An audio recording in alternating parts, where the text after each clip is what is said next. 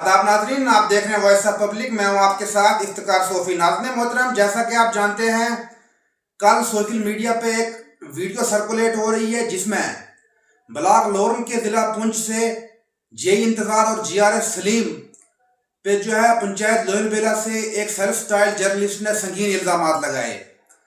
उसने ये तक कह डाला कि जेई और जीआरएस जो है दोनों हाथों से लोगों को लूट रहे हैं। जब हमने ये स्टोरी देखी तो हमने सोचा कि आखिर इसके पीछे की सच्चाई क्या है। सच्चाई हम आप लोगों तक पहुंचाने की कोशिश करेंगे कि आखिर ये इल्जामात किस हद तक सही हैं। इस ज़िम्मन में हमने पंचायत लोहरबेला के कुछ लोगों से बातचीत भी की है, वो भी सबसे पहले हम आपको वो बातचीत सुनवाते हैं। क्या आपका नाम? मेरा नाम ख्वाजा मोहम्मद मारूफ, सब इंस्पेक्टर रिटायर्ड लोहरबेला से।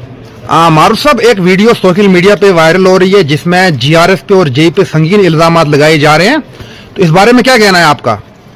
ये तो सरासर झूठ है। ये ब्लैक मेल करते हैं कुछ ये जो लड़के जो कि मिडिल पास हैं, कुछ लोहरबेला में, कुछ बराचर में, काफी अरसे दराज से ये लोगों को ब्लैकमेल करते हैं, लोगों को तंग करते हैं। और ना इनके पास मुझे लग रहा है कि किसी की कोई परमिशन या कुछ होगा। यहाँ पर जीआरएस को बदनाम करते हैं, जेई साहब को बदनाम करते हैं, ये अपने मकसद के लिए कि भाई मेरी ये शेड बना दो, नहीं तो मैं आपको ये करूँगा। हर वक्त में इंशाल्लाह हम कुछ अरसे के बाद हम डीएसपी सीआईडी साहब से भी मिलेंगे, एसएचओ साहब से भी। इसके बारे में हम देखेंगे कि जो ये नकली जो मीडिया यहाँ घूम रहा है, ये लोगों को ब्लैकमेल करते हैं। ये आज की बात नहीं, काफी अरसा दराज से ये लोगों के साथ यही कुछ कर रहे हैं। कभी ये बैंक के आगे बैठे होते हैं, किसी का नरेगा निकला तो वहां उसको कि मैंने ये पैसा आपका रिलीज कराया। ये काफी अरसे से लोगों की शिकायत है, लेकिन हमारे बीडीओ साहब बहुत अच्छे अफसर है, एसीडी साहब बहुत अच्छे ईमानदार अफसर हैं। ये सरासर बिल्कुल झूठ है, ब्लैकमेल करता है ये हर वक्त। लिहाजा इंशाल्लाह हम इस पर कोशिश करेंगे आगे भी कि इनके पास कौन सी डिग्रियां हैं जो कि लोगों के घरों में घूमते हैं और हर जगह ये लोगों को ब्लैकमेल करते हैं। इसलिए सरासर झूठ है। जो रात को इसने जो वीडियो बनाई है, ये खुद ही वीडियो बनाता है, खुद ही इल्जाम लगाता है, तो ये बिल्कुल गलत है। और लिहाजा हम कोशिश करेंगे आगे भी इसके खिलाफ जाने की। हम डीसी साहब से गुजारिश करेंगे और एसएचओ साहब से भी, डीएसपी सीआईडी के पास भी जाएंगे कि देखा जाए कि ये जो 8वीं पास लड़के हैं या ये जिनके पास कौन सी डिग्री है जो ये घूमते हैं, लोगों को परेशान करते हैं। लिहाजा ये सरासर गलत है और ये जो अपना मकसद के लिए बोल रहे हैं। जी, आपका नाम? मेरा नाम अख्तर अब्बास। अख्तर साहब, बताइएगा, ये जो कल से एक वीडियो सोशल मीडिया पे सर्कुलेट हो रही है जिसमें यह बताया जा रहा है कि जीआरएस सलीम और जेई इंतजार जो है रिश्वत खाते हैं, तो इस पे क्या कहेंगे आप? देखिए, इस पे हम सबसे पहले तो ये कहेंगे कि अगर किसी की जाति कोई किसी के साथ कंट्रोवर्सी है तो उसका हम मामला तो सॉर्ट आउट नहीं कर सकते। बहरहाल जहाँ तक हमने देखा कि यहाँ पे जो काम हुए हैं तो उनकी पेमेंट हुई है, और जो काम नहीं हुए हैं तो वो तो बेहतर जानते हैं जेई साहब या हमारे जीआरएस साहब कि वो कैसे करने कैसे नहीं करने, उसके बारे में तो हम कुछ नहीं कहना चाहेंगे। बहरहाल कुछ काम यहाँ पे कैपेक्स के और जो ये सीडी फंड्स वगैरह के हैं, तो मैं ये भी गुजारिश करना चाहूँगा कि वो कुछ काम अभी बचे हुए थे।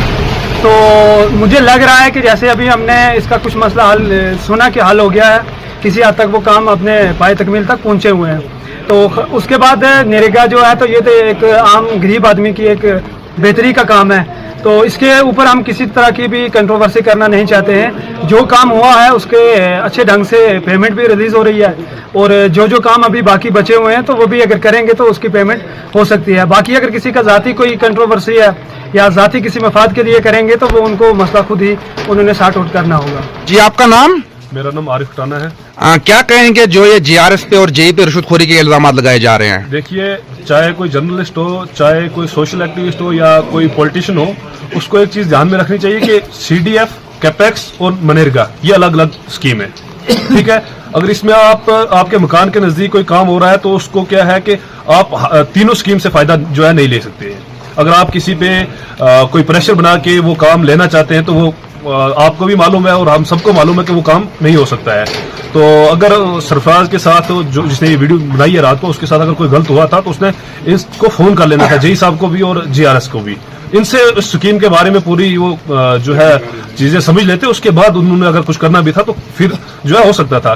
लेकिन ये गलत बात है, आवाम तक जो है या लोहलबिला पंचायत की आवाम है, अभी तक हमने कोई ऐसा मामला जो है नहीं सुना है कि जीआरएस या जेई जो है वो रिश्वत लेते हैं या उन्होंने कभी हमसे डिमांड की कि पैसे की।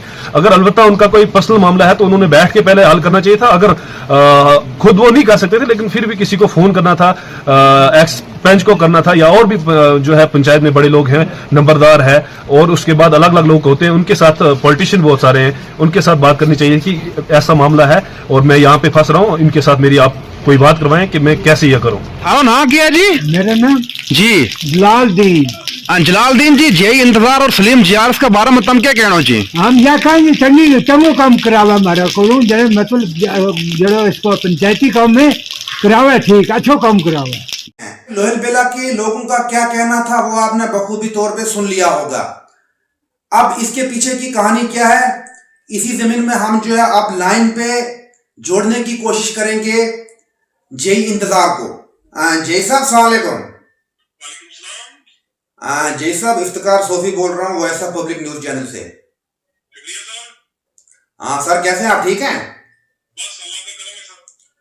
जय साहब, मैं ना कल से एक वीडियो देख रहा था सोशल मीडिया पे, बहुत ज्यादा वो सर्कुलेट हो रही है, जिसमें लोहलबेला के एक सेल्फ स्टाइल जर्नलिस्ट ने आप पे इल्जामात लगाए हैं। तो इस बारे में हमने लोगों से भी बातचीत की है। जय साहब, उसने वहां पे बड़े संगीन इल्जामात लगाए। उसने ये तक कह डाला कि जेई और जीआरएस जो है दो हाथों से लोगों को लूट रहे हैं। तो जय साहब, आप बताएं इसके पीछे की वजह क्या है?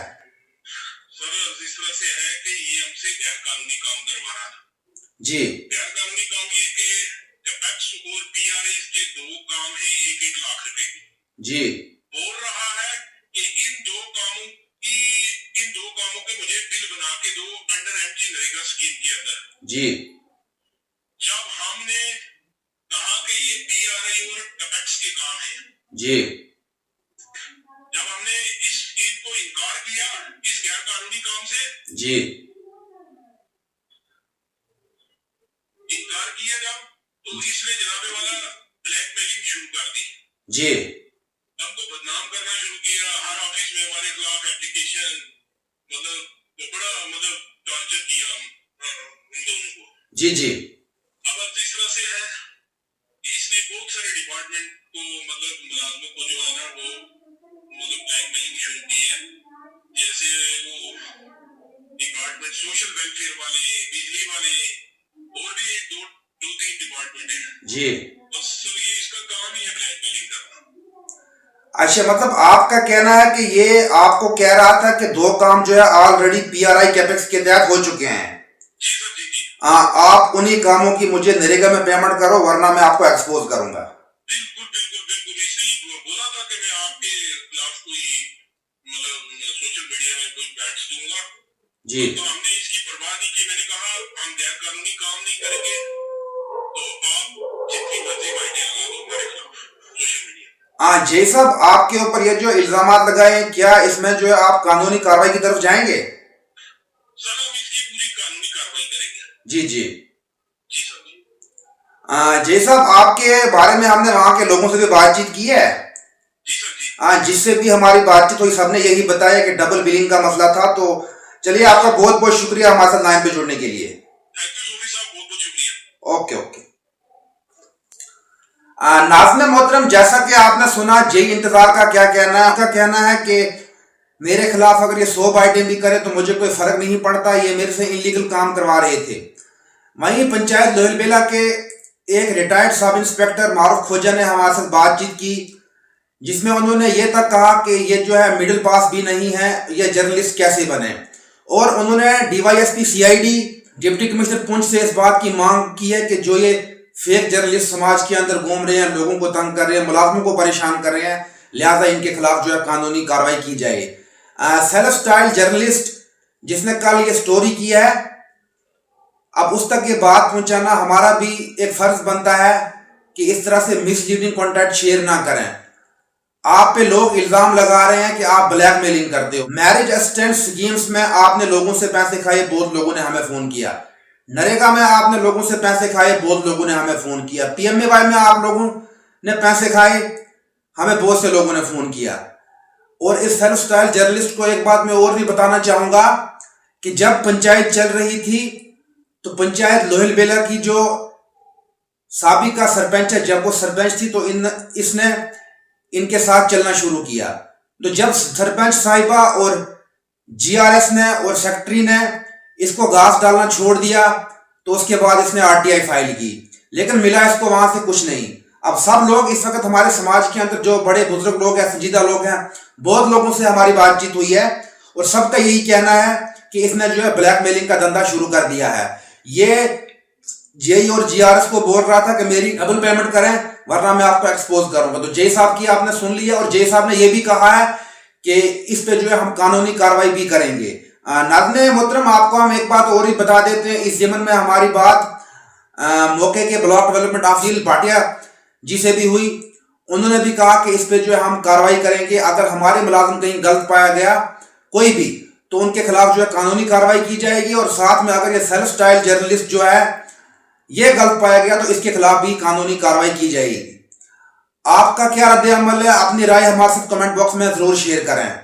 नाज़रीन मोहतरम, अगर जीआरएस और जेई पे आम पब्लिक ने इल्जामात लगाए होते तो शायद मैं ये स्टोरी नहीं करता। आप लोगों तक सच पहुंचाना मेरा फर्ज है। मजीद अपडेट्स के लिए आप देखते रहें वॉइस ऑफ पब्लिक। दीजिएगा मुझे इजाजत। खुदा हाफ़िज़।